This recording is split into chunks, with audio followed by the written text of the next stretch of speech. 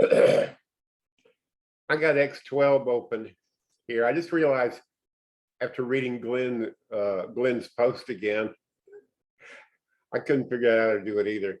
I'm just going to place a door and a garage door.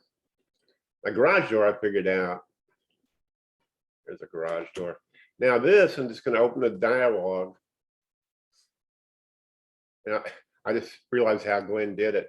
You go over here to and select glass panel, and then you go to the lights tab.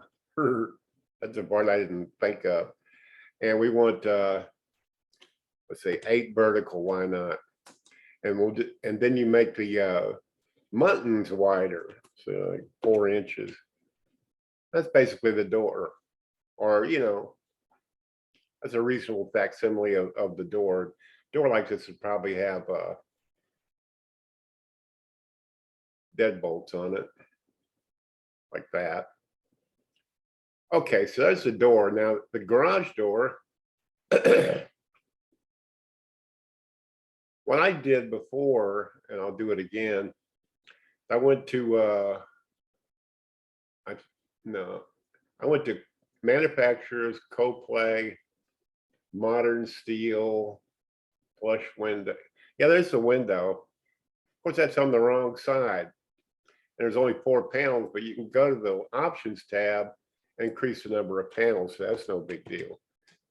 And then I'm just going to take the door while it's selected and reflect it horizontally. Let's see if that worked. You can't change this.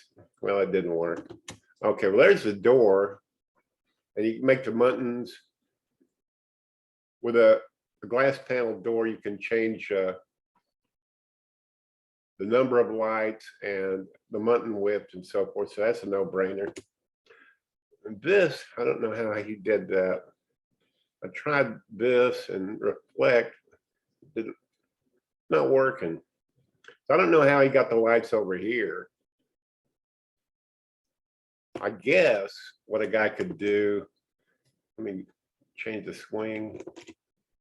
Okay, that's must be how he did it. See, in plan view it looks goofy, but in the camera view, you got your lights on this side, and you can change the number over here on the options tab. Vertical panels, if you just want 6, there's 6. Now you can't resize the panels or anything, but you can vary the number.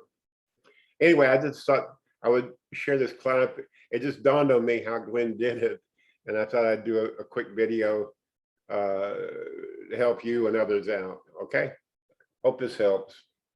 Thanks.